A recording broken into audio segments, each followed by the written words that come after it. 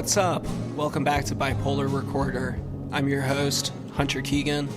Today is July 1st, 2026, and this is the 72nd installment of the official podcast. Thank you all for stopping by, for taking the time to listen. I don't have a guest for today's show. I actually just wanted to put a personal update out, tell you all a little bit about what's going on, because I didn't want it to be too long before I checked in with the world.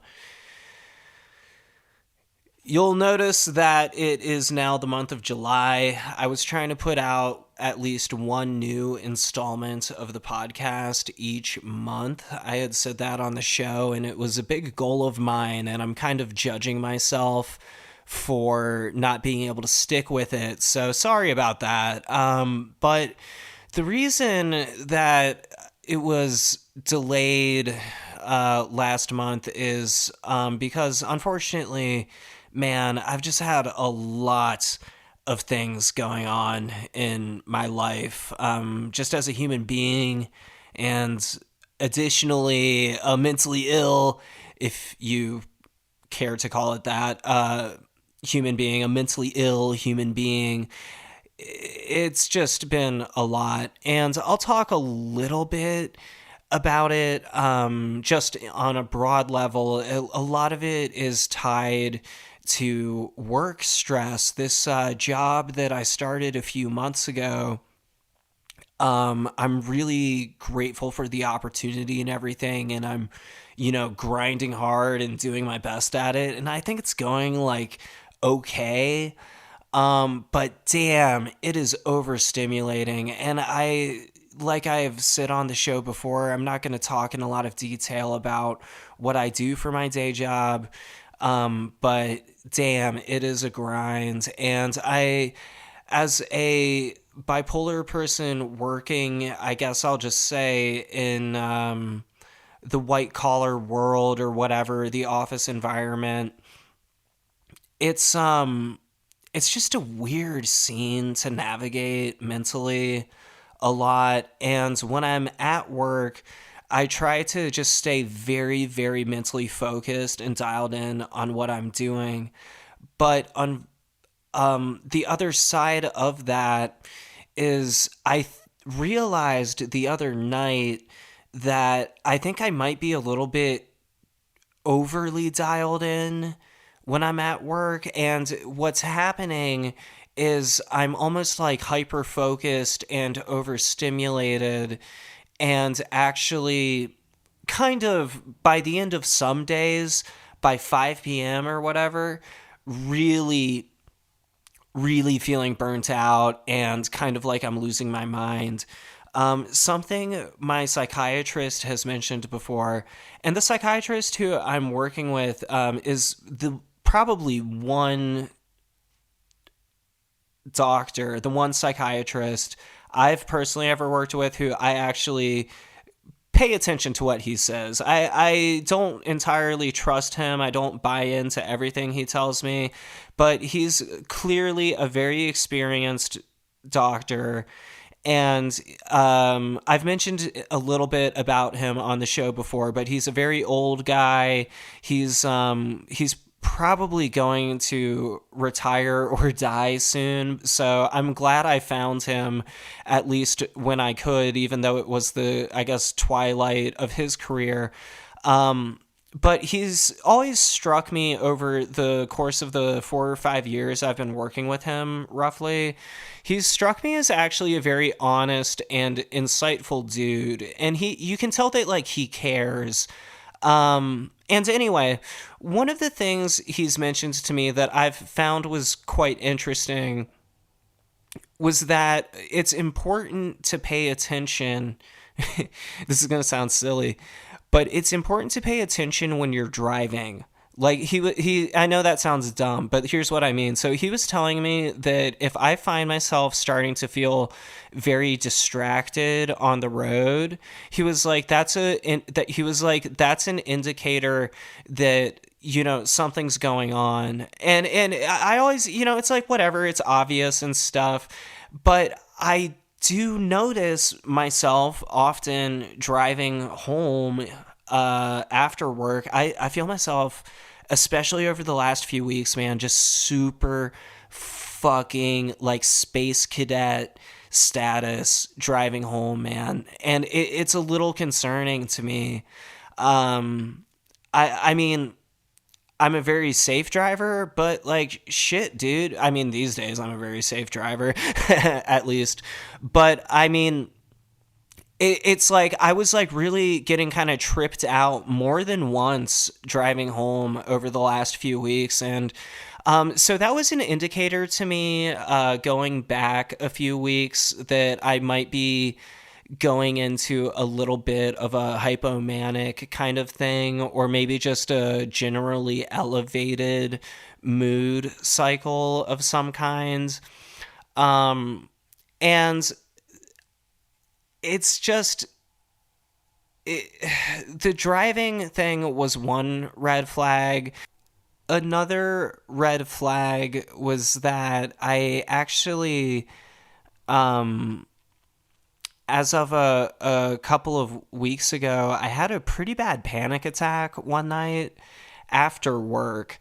And the panic attack was directly triggered by some work-related stress, and it really caught me off guard. So I'm trying to go really easy on myself right now, and just take things one day at a time.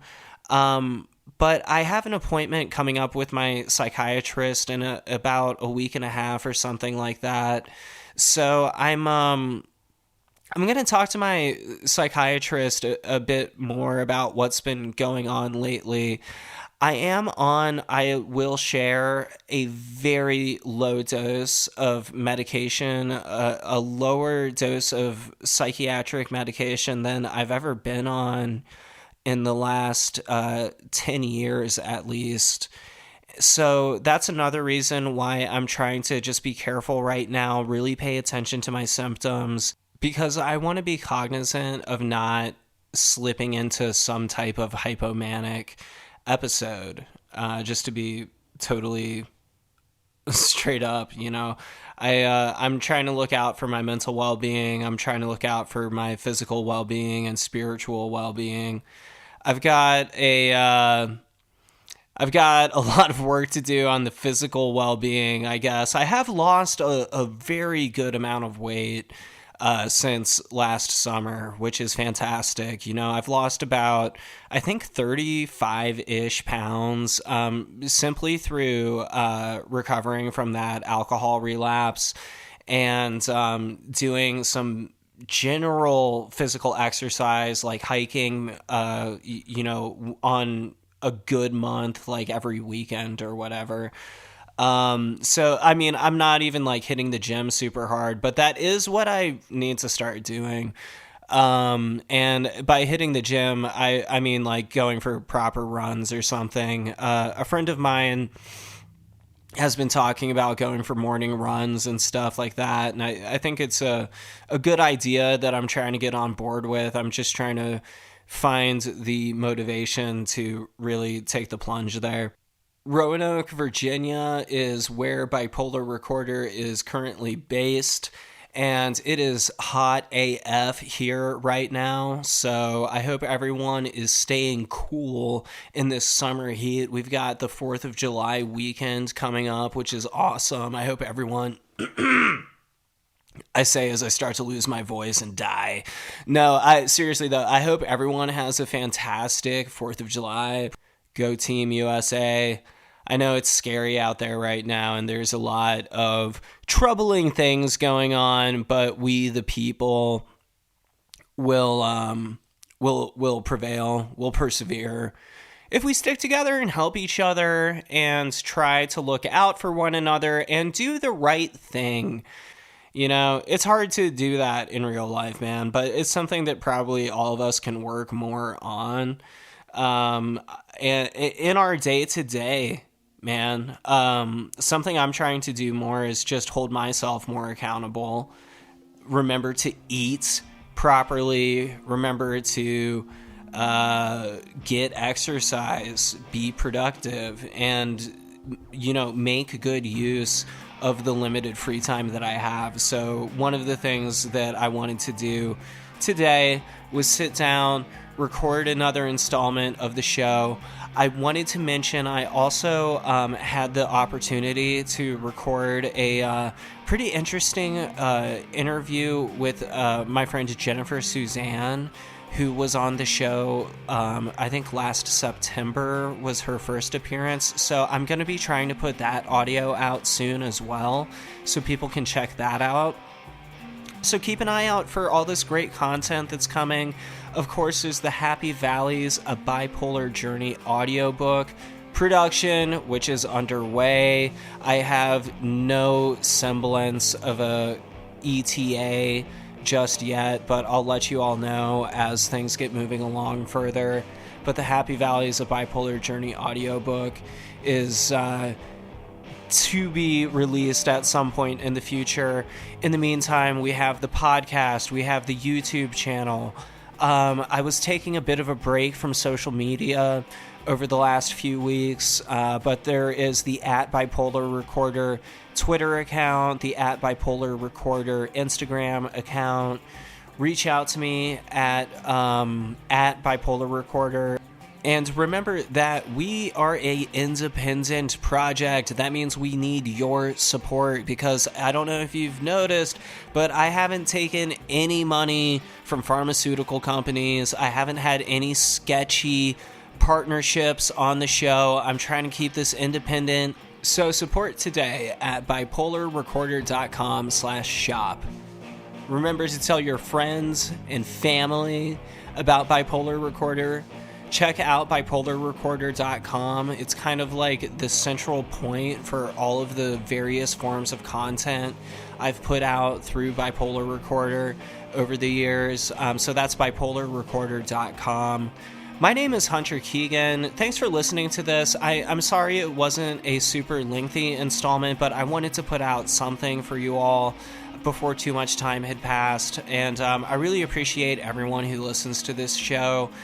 One final thing that I'll say is that one of the kind of hypomanic vibey things that I realized was happening a couple of days ago was that I was not and I was kind of alluding to this in the first part of this installment, but like I was not feeling present or grounded throughout my day-to-day.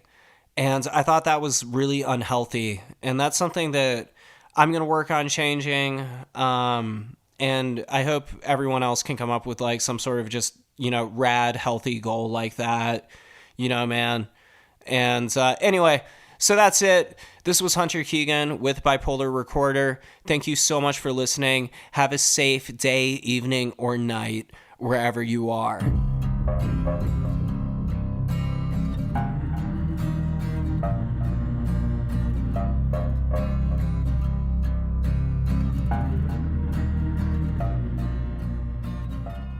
Bipolar Recorder is a listener-supported show. To help keep the show running, consider checking out our Patreon page or visiting bipolarrecorder.com. Unless otherwise stated, the hosts and guests on Bipolar Recorder are not licensed mental health professionals.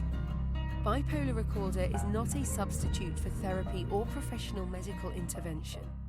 If you are having a mental health crisis, please contact your local emergency services.